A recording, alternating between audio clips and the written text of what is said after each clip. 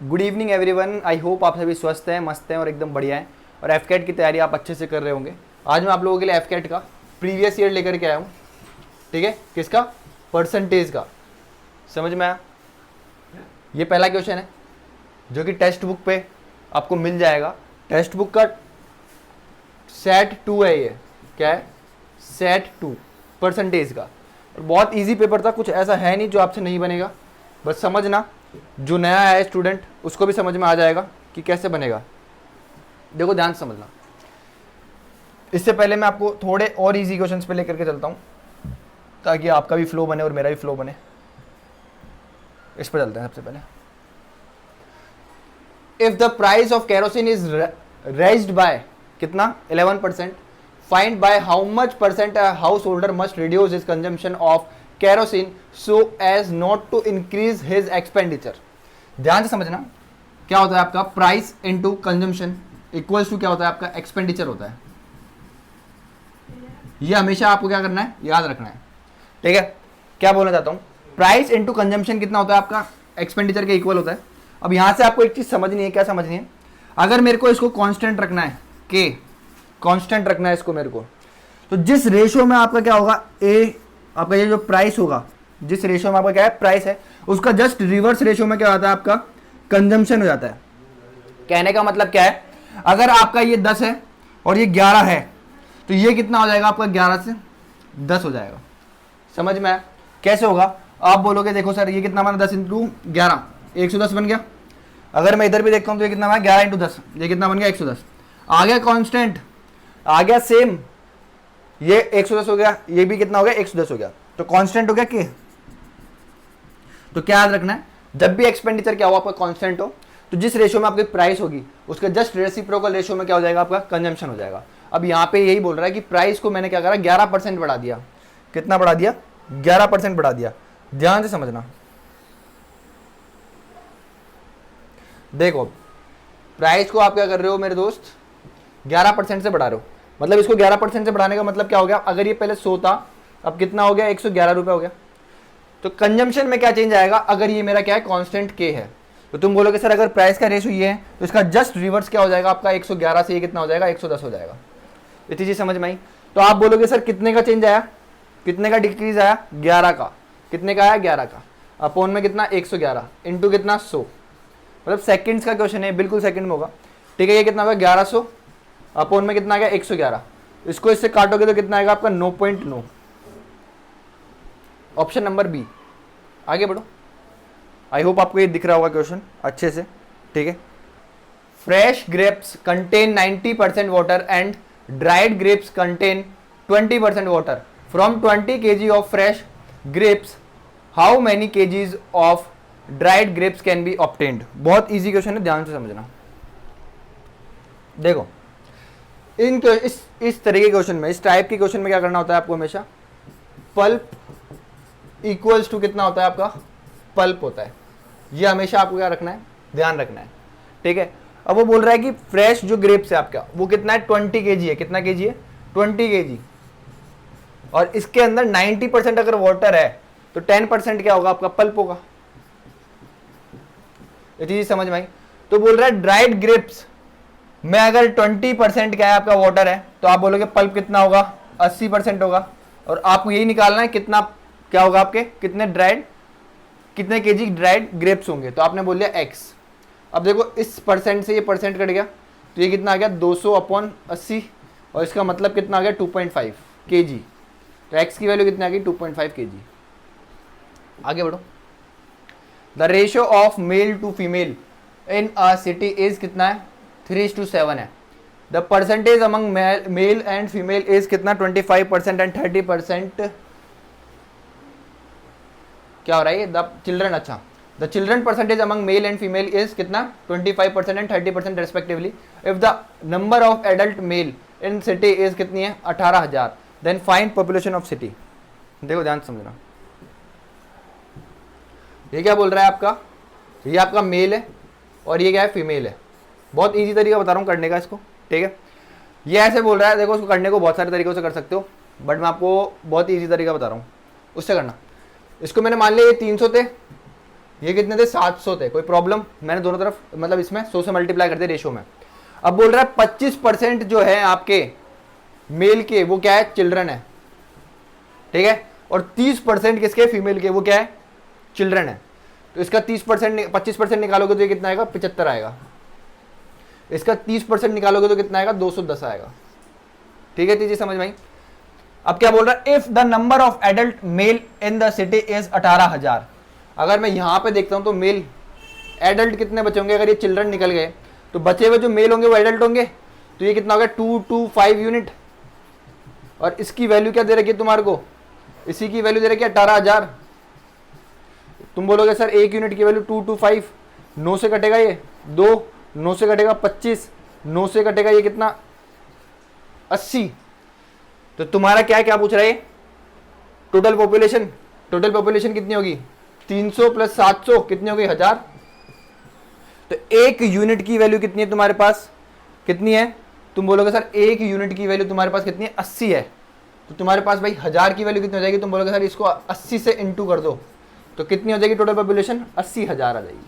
कितनी आ जाएगी, 80,000। आगे बढ़ो। In a certain exam A got 33.33% of the total marks of कितना, 300. B's marks are 1/4 more than A's marks. C got 15 mark less than B. D got 20 marks more than the average marks of A, B and C. How many among A, B, C and D got more than 40% of the total marks? ध्यान से समझना क्या बोलना चाहता हूं। आपका ए जो है 33.33% का मतलब आपको पता होना चाहिए कितना होता है, 1/3 होता है। तो टोटल मार्क्स थे कितने थे, 300 थे। इसका आपका ए जो है उसको 1/3 मिला है, मतलब ए को टोटल मार्क्स कितने मिले, 300 में से 100 नंबर मिले हैं। ये चीज समझ में आ गई।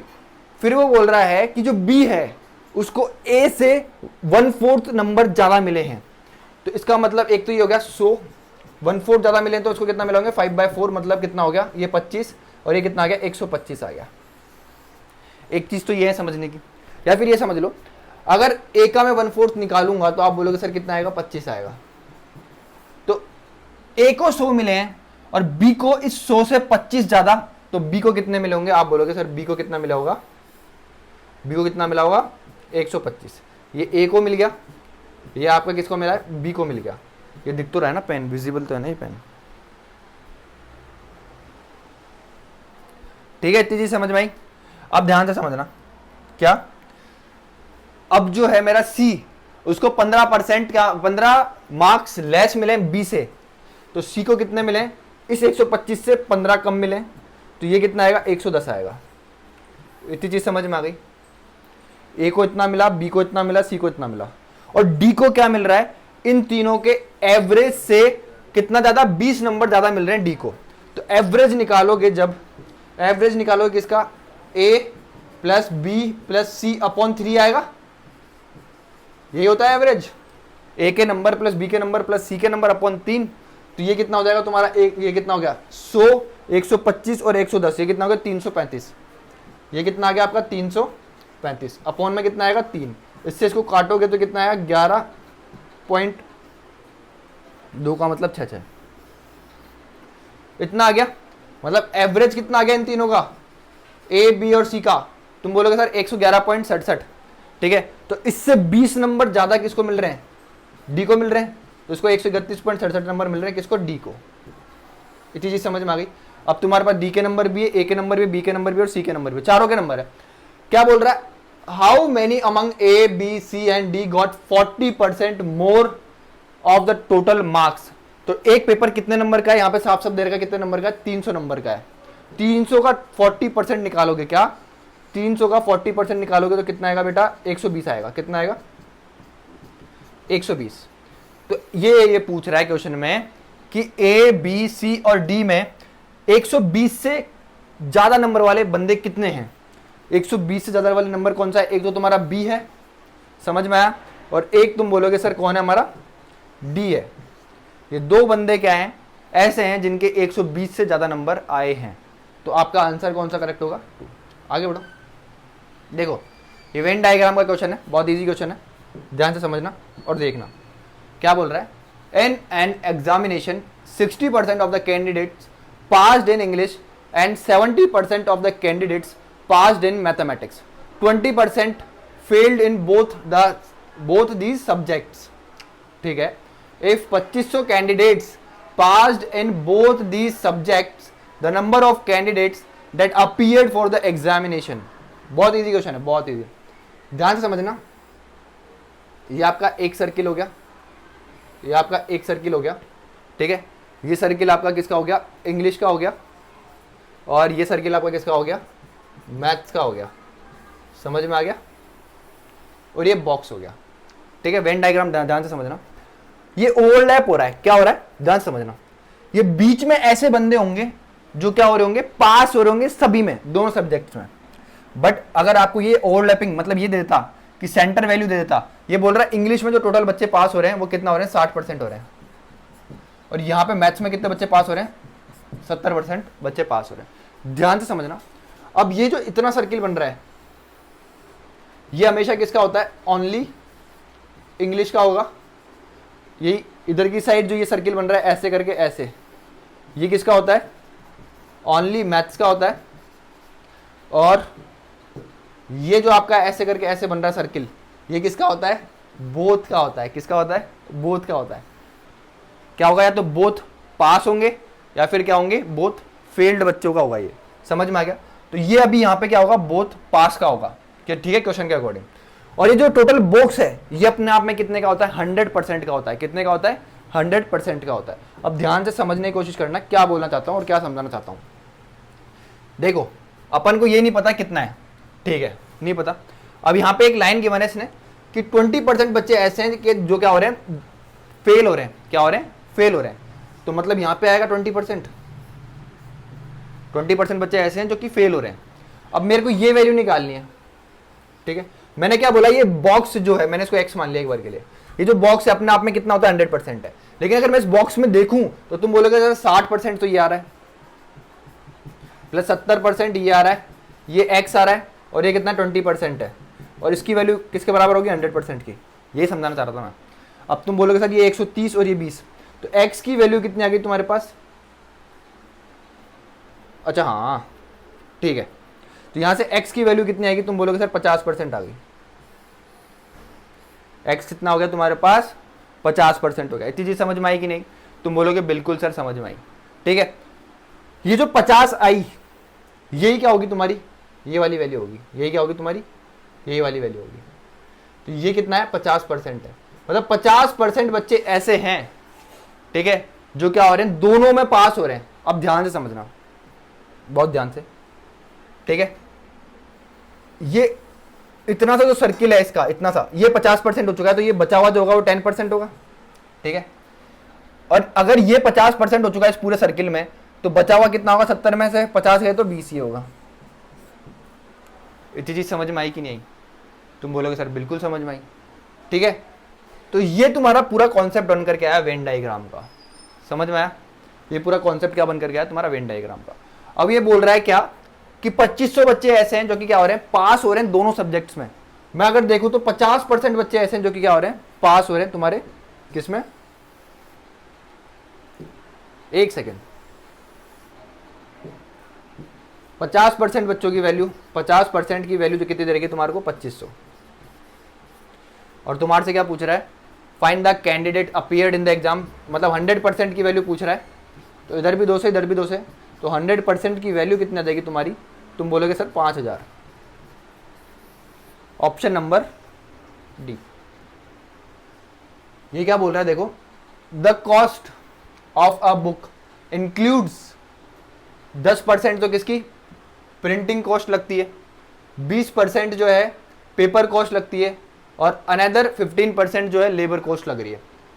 If other cost add up to कितना, 110 रुपया और ऐड कर दिया जाए, मतलब 10% तो लगी रही है किसकी, पेपर प्रिंटिंग कॉस्ट लग रही है, 20% जो पैसा है तुम्हारा पेपर कॉस्ट पे लग रहा है, और 15% तुम्हारा लेबर पे लग रहा है। उसके अलावा भी कितना, 110 रुपया और लग रहा है। तो बोल रहा है टोटल कॉस्ट कितनी है बुक की। बहुत ईजी क्वेश्चन है, तो ठीक है। देखो मैंने माना क्या कि 100 रुपये मैंने मान लिया एक बार के लिए बुक की प्राइस थी। अब इस 100 रुपये में से 10%, 100 का 10% किस पे लग गया तुम्हारा, पीसी पे लग गया, प्रिंटिंग कॉस्ट है। फिर उसके बाद इस 100 का 15 रुपया जो है वो किस पे लग गया तुम्हारा, लेबर कॉस्ट पे लग गया। फिर इसके बाद 20% जो पैसा है 100 का, मतलब 20 रुपया, ये किसके ऊपर लग गया, पेपर कॉस्ट पे लग गया। तो टोटल पैसा कितना खर्च हो गया, तुम बोलोगे सर 10, 15, 25 और ये कितना हो गया 45 रुपए तो ये खर्च हो गया। समझ में आया? तो बचा कितना, तुम बोलोगे सर 55 रुपये बचा। बट ये तो ऐसे बोल रहा है कि अदर कॉस्ट की अगर मैं बात करूं तो वो कितनी 110 है। तो क्या इस 55 की वैल्यू 110 दे रखी है, मतलब 2 गुना दे रखी है। तो ये भी कितना हो जाएगा अपने आप का, 2 गुना हो जाएगा। तो ये कितना हो गया 200। ऑप्शन नंबर बिल्कुल कौन सा, ए करेक्ट है। आगे बढ़ो। A woman bought some amount of paneer, a woman bought some amount of paneer. She uses half of it on Monday, half of the remaining on Tuesday, and the process going on till Thursday. Find how much quantity she consumed in all from Monday to Thursday. बहुत easy question है, ध्यान से समझना। देखो क्या बोल रहा है, एक बंदा है, उसके पास कुछ एक्स अमाउंट पनीर है आपका, ठीक है, एक्स केजी उसके पास पनीर है। अब वो क्या कर रहा है, मंडे को जितना भी उसके पास अमाउंट था उसका हाफ यूज कर लिया, फिर जो बचा उसका हाफ उसने किसको, ट्यूसडे को यूज कर लिया, फिर जो बचा उसका हाफ उसने क्या करा, वेडनेसडे को यूज कर लिया, फिर जो बचा उसका हाफ उसने थर्सडे को यूज कर लिया। अब ये पूछ रहा है कि कितना % उसने खर्च कर दिया। समझ में आया? तो अब ध्यान से समझना। मैंने मान लिया कितने दिन है, 4 दिन है, मंडे, ट्यूसडे, वेडनेसडे, थर्सडे, 4 दिन है। तो मैंने मान लिया कितना था उसके पास, 16 केजी पनीर था उसके पास। कोई प्रॉब्लम? तुम बोलोगे सर कोई प्रॉब्लम नहीं है। पहले शुरुआत में उसके पास कितना था, 16 केजी था। इतनी चीज समझ में आई। अब उसने क्या करा, मंडे को यहां पे उसने क्या कर दिया तुम्हारा, इसका हाफ यूज कर लिया। तो 8 केजी उसके पास क्या कर दिया, उसने खर्च कर दिया। तो बचा कितना उसके पास, 8 केजी बचा। अब इस 8 केजी का हाफ उसने ट्यूसडे को यहां पे क्या कर दिया, खर्च कर दिया। तो अब बचा कितना उसके पास, 4 केजी बच गया। समझ में आया? इतनी चीज समझ में आई। फिर वेडनेसडे को उसने क्या करा, अब ये जो 4 केजी आपका जो बचा हुआ है, क्या इधर 4 केजी ये बचा हुआ है, इस 4 केजी का क्या करेगा वो, 2 केजी यहाँ पे वेडनेसडे को यूज कर लिया उसने, ठीक है, 2 केजी अब उसके पास बच गया, ठीक है। अब इस थर्सडे को वो इस 2 केजी का हाफ यूज कर रहा है, मतलब 1 यूज उसने कर लिया। तो अभी भी उसके पास कितना बच गया, 1 केजी उसके पास बच गया। कितना बच गया, 1 केजी उसके पास बच गया। ये चीज समझ में आई। उसके पास 16 केजी था, सपोज करो एक बार के लेट, ये क्या करा अपन ने, लेट करा, ठीक है। अब उसने मंडे को 16 का 8 केजी खर्च कर दिया, 8 केजी उसके पास बच गया, ये रिमेनिंग पोर्शन है, ठीक है। फिर इस 8 का 4 केजी उसने ट्यूसडे को यहां खर्च कर दिया, 4 केजी ये बच गया। फिर इस 4 का उसने 2 केजी यहां खर्च कर दिया, 2 केजी बच गया। फिर इस 2 का उसने 1 केजी यहां खर्च कर दिया, 1 केजी बच गया, ठीक है। अब वो ये बोल रहा है कि उसने कितना % खर्च कर दिया। तो तुम बोलोगे सर सिर्फ अगर 1 केजी बच रहा है मेरे पास एंड में थर्सडे को, तो मतलब उसने खर्च कितना कर दिया, 15 कर दिया। कितने पे, 16 पे, यही तो बोल रहा है क्वेश्चन में, इनटू 100। तो इसका आंसर आएगा 93 एक सेकेंड,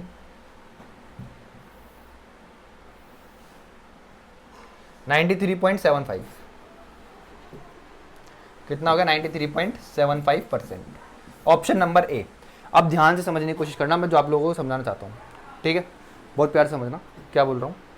जिसको ऐसे समझ में नहीं आओ कि ये 1 केजी बच गया, वो ऐसे देखो, ये खर्च कर रहा है, ये खर्च कर रहा है, ये खर्च कर रहा है, ये खर्च कर रहा है। तो 8, 4, 12, 12 और 2, 14, 14 और 1, मतलब उसने खर्च कितना कर दिया, 15 केजी खर्च कर दिया। अब क्वेश्चन में साफ साफ क्या बोल रहा है, find how much quantity she consumed in all from Monday to Tuesday. कितना % उसने खर्च कर दिया मंडे से लेकर ट्यूसडे तक। तो तुम बोलोगे सर 15 खर्च कर दिया, था कितना, 16 इंटू 100, ठीक है। अब देखो एक चीज ध्यान रखना, 1/16 की जो वैल्यू होती है 6.25% होती है। यहाँ पे ऑप्शन में देखता हूँ तो ये 75 है, ये 82 है, ये 87 है, ठीक है। अब मेरे को ये पता होना चाहिए मैं किससे मल्टीप्लाई करा मैंने इसको, ये 15 से, इस पूरे को मैंने किससे मल्टीप्लाई करना है, 15 से मल्टीप्लाई करना है।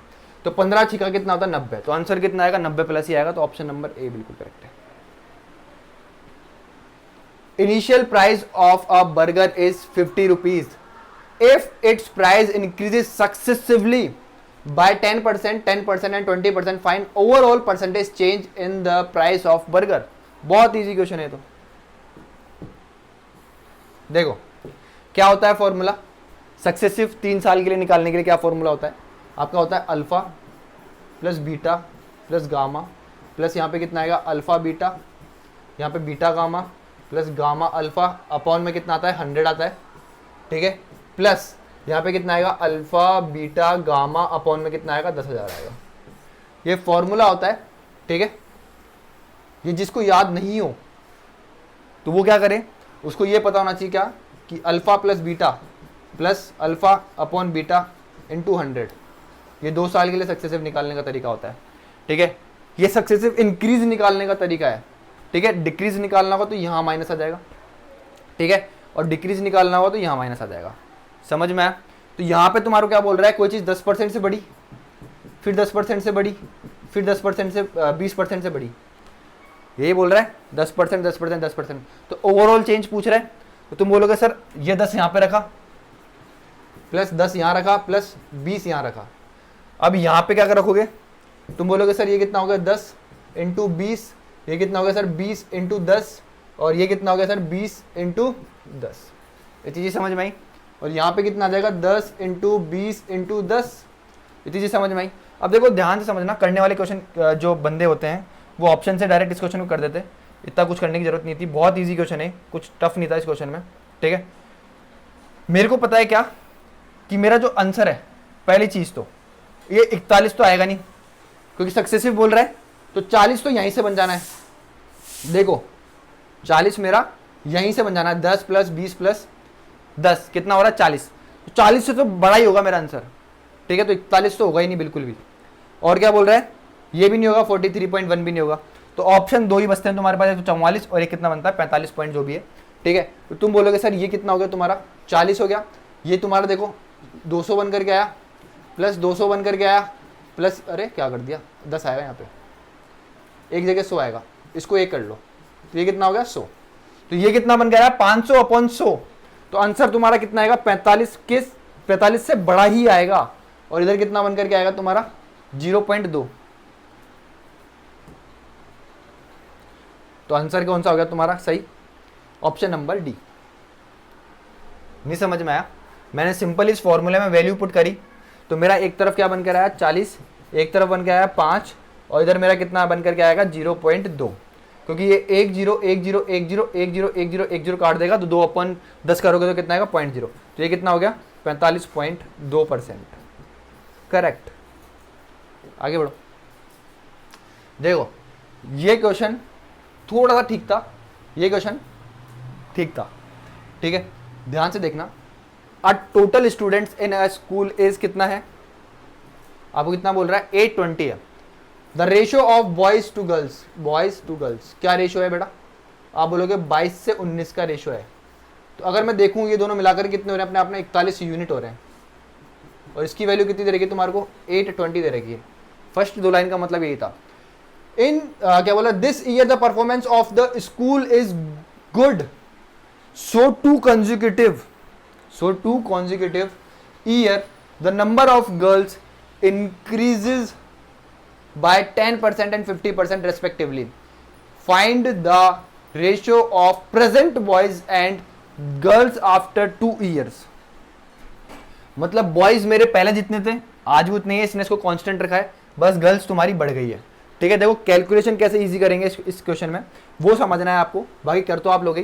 यहाँ पे 1 यूनिट की वैल्यू कितनी आ गई 20 आ गई, समझ में आया? तो इसको 20 से मल्टीप्लाई करोगे, इसको 20 से मल्टीप्लाई करोगे तो तुम्हारे पास रियल वैल्यू आ जाएगी किसकी, बॉयज और गर्ल्स की। इसको 20 से करोगे तो कितना आएगा 440 आएगा, ठीक है। इसको 20 से करोगे तो कितना आएगा 380 आ जाएगा। अब ये बोल रहा है कि ये तो कांस्टेंट है, ये जो है तुम्हारा बढ़ रहा है, 380 क्या हो रहा है बढ़ रहा है। कितने से बढ़ रहा है 10% से। अगर कोई चीज 10% से बढ़ रही है तो वो कितने से बढ़ेगी, तुम बोलोगे सर 11/10 आ जाएगा।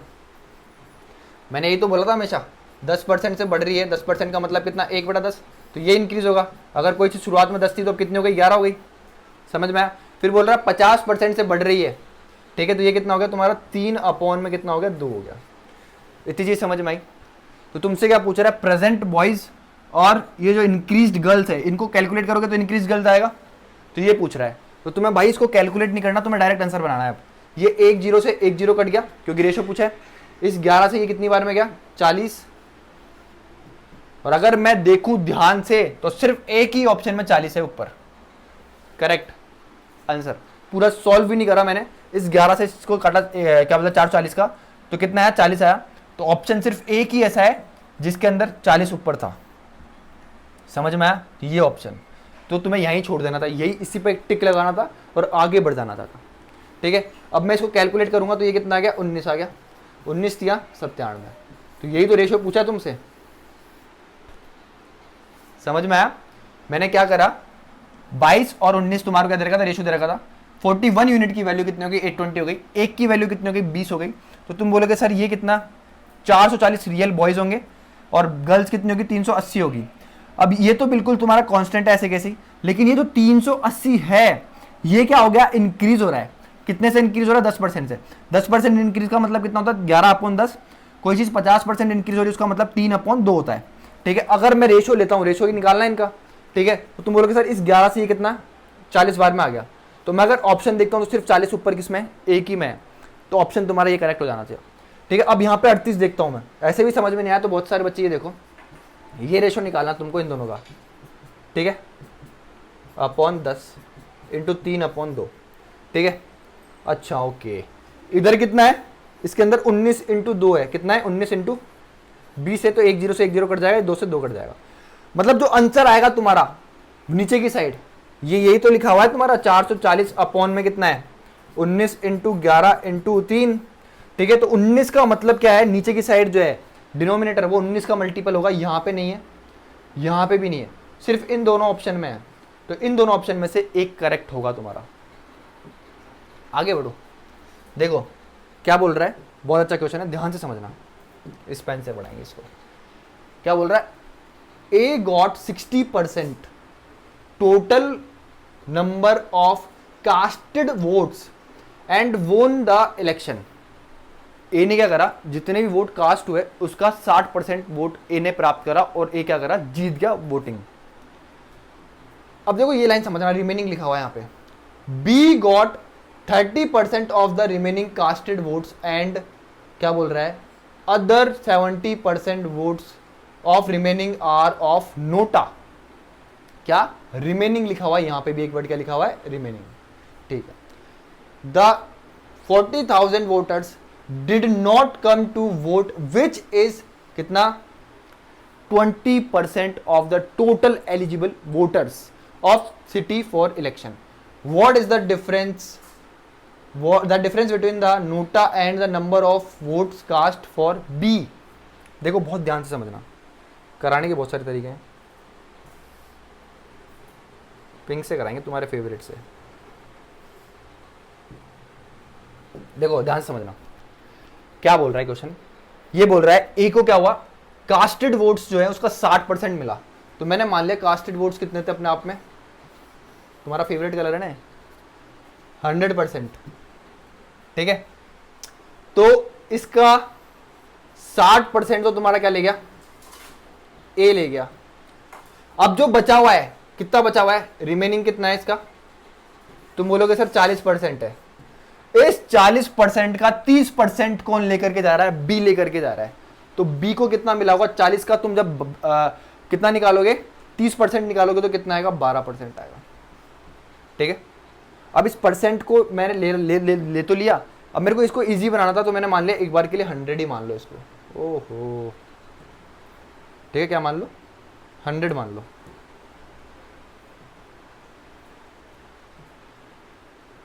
परसेंटेज में खेलते रहोगे दिमाग परेशान हो जाएगा, ठीक है। ये कितना है तुम्हारा 100 है, ठीक है। टोटल कास्टेड वोट्स कितने थे 100 थे, तो ये कितना हो गया 60 हो गया, बचे कितने 40। इसका 12 वोट जो है 40 का किसको मिले, बी को मिले। तो तुम बोलोगे सर नोटा को कितना मिला होगा, तुम बोलोगे सर ये गए, ठीक है। तो कितना मिला इसको 28, इतनी कहानी समझ में आ गई। टोटल कास्टेड वोट्स मैंने माने 100 थे, तो ए को 60 मिला, रिमेनिंग पोर्शन कितना बचा, 40 का बचा। इस 40 का बी को कितना मिला, 12 मिला, तो नोटा को कितना मिला, 28 मिला। अब तुमसे इन दोनों का डिफरेंस पूछ रहा है, मतलब 14 यूनिट की वैल्यू पूछ रहा है, 14 नहीं 16 यूनिट की वैल्यू पूछ रहा है, 16 यूनिट की वैल्यू पूछ रहा है, ठीक है। अब ध्यान से समझना, इसने बहुत प्यारी लाइन दे दी, क्या दे दिया, the 40,000 voters did not come to vote which is 20% of the eligible voters. 20% बच्चे ऐसे हैं जिन्होंने वोट नहीं दिया, और वो है कितने, 40,000। समझ में आया? मतलब 20% ने अगर वोटिंग नहीं करी तो वोटिंग करी कितने लोगों ने? तुम बोलोगे सर कितने लोगों ने करी, 80,000 लोगों ने, 80,000 लोगों ने, 80% लोगों ने। 20% बच्चे ऐसे हैं 100 में से, मतलब टोटल वोटिंग कितनी होती है, 100% की होती है, उसमें से 20% ऐसे लोग हैं जिन्होंने क्या करा, वोटिंग नहीं करी। तो वोटिंग कितने लोगों ने करी? तुम बोलोगे सर 80% लोगों ने वोटिंग करी होगी। तो तुम बोलोगे सर इसको 4 से इंटू कर दूं, इसको भी 4 से इंटू कर दूं, तो 1,60,000 लोग ऐसे हैं जिन्होंने वोटिंग करी थी। इतनी कहानी समझ में आई कि नहीं आई, ये बता दो बस। तुम बोलोगे बिल्कुल समझ में आ गई। मतलब ये 1,60,000 वोट, ये क्या है, कास्टेड वोट्स है। क्या है ये, कास्टेड वोट्स। इतनी चीज समझ में आई, समझ में आया? मैंने सबसे पहले क्या माना था, लेट कास्टेड वोट्स कितने हैं, 100 है। इस 100 का 60%, मतलब 60 वोट किसको मिले, ए को मिले, फिर रिमेनिंग का 40 का कितना, 30% बी को मिला, मतलब 12 मिला, तो इसको 28 मिला होगा नोटा को। इतनी चीज समझ में आ गई, समझ में आ गई। फिर इसने एक लाइन दे दी कि जो 20% वोटर्स हैं जो वोट देने के लिए नहीं आए, वो किसके बराबर है, 40,000 के बराबर है, ठीक है। तो अगर 20% लोग नहीं आए तो 80% लोग आए होंगे, तो मैंने इसका 80% निकाला, तो 80% लोग कितने बन रहे हैं, 1,60,000 बन रहे हैं। इतनी चीज समझ में आई? तुम बोलोगे बिल्कुल समझ में आ गई होगी, ठीक है। अब मेरे को ये कास्टेड वोट्स जो है, ये जो है 100x, इसकी वैल्यू कितनी है? तुम बोलोगे सर कितनी है, 1,60,000। तो ये 2 जीरो से 2 जीरो कट गया, 2 जीरो से 2 जीरो कट गया, तो x की वैल्यू कितनी आएगी? तुम बोलोगे सर 1600। अगर मैंने ये x मान लिया एक बार के लिए, तो ये सब x में आ जाएगा, ये भी x में आ गया, ये भी x होगा, ये भी x होगा, और ये 16x हो जाएगा। इतनी चीज समझ में आ गई? तो एक x की या एक यूनिट की वैल्यू कितनी आ गई, 1600 आ गई। तो तुमसे क्या पूछ रहा है, difference between the votes given to B and NOTA, यही तो पूछ रहा है। तो इन दोनों के बीच में डिफरेंस कितना है, 16 यूनिट का। एक यूनिट की वैल्यू कितनी है, 1600, तो 16 इंटू 16 करोगे तो कितना आएगा, 256 आएगा। तो जिस भी ऑप्शन में 256 है वो करेक्ट हो जाएगा, बिल्कुल ऑप्शन डी करेक्ट आंसर है। ये बिल्कुल इजी सा पेपर एफ कैट का, ठीक है, कुछ टफ था नहीं। अब एक मेरा लाल है जो अच्छी पढ़ाई कर रहा है आजकल, उसने एक क्वेश्चन पूछा एवरेज का है, ठीक है, आराम से पढ़ लो इस क्वेश्चन को, कुछ है नहीं इस क्वेश्चन में, ठीक है, इजी क्वेश्चन है। देखो दिख रहा है ना, the average temperature of a particular week between Monday and Friday is noted, कितना कितना है? तुम बोलोगे सर 30.2 डिग्री सेल्सियस, ठीक है।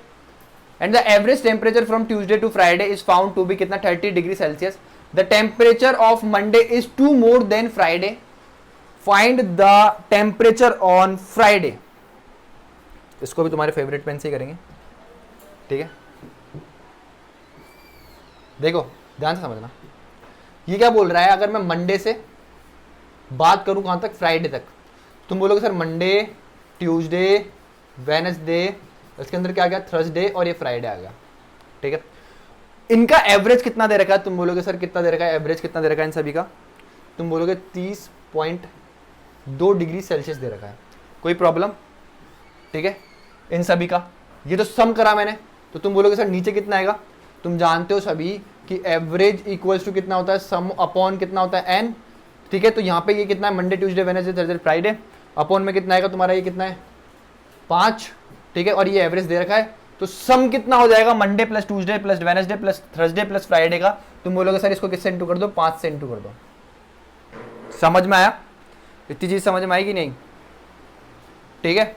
अब देखो ध्यान से समझना, अब देखो क्या बोल रहा है, the average temperature from Tuesday to Friday is found.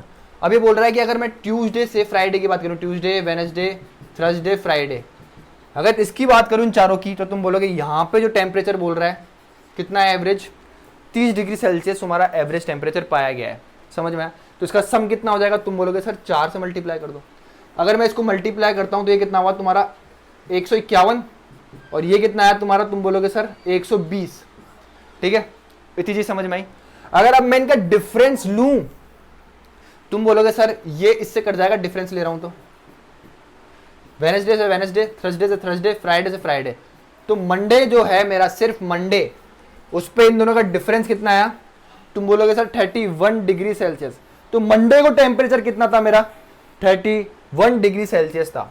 अब ये ऐसे बोल रहा है क्या कि फ्राइडे का टेम्परेचर ज्ञात करो, फ्राइडे का टेम्परेचर निकालो। अगर तुम्हारा क्या है, मंडे को फ्राइडे से 2 डिग्री ज्यादा टेम्परेचर है, तो इसका मतलब फ्राइडे को कितना टेम्परेचर रहा होगा? 29 डिग्री सेल्सियस। ये तो रहा होगा। ये ऐसे बोल रहा है the temperature of Monday is two more than that of Friday. तो मंडे को अगर 31 डिग्री है तुम्हारा टेम्परेचर, तो फ्राइडे को कितना रहा होगा? 2 कम। समझ में आया? तो ये कितना होगा? 29 degree Celsius. Find the temperature on Friday. ठीक है, तो ये था क्वेश्चन, बहुत ईजी था, जो कि मेरे स्टूडेंट ने पूछा था। कि मैंने आज आपको 11 क्वेश्चन करवाए, 10 मैंने एफकेट के, बाकी एक अच्छा क्वेश्चन था। तो मिलते हैं नेक्स्ट वीडियो में, तब तक के लिए bye, have a great day, take care. बस एक चीज़ कमेंट ज़रूर कर जाना, ठीक है? लाल से बनाऊँ, ठीक है? समझ गए? मिलते हैं नेक्स्ट वीडियो में।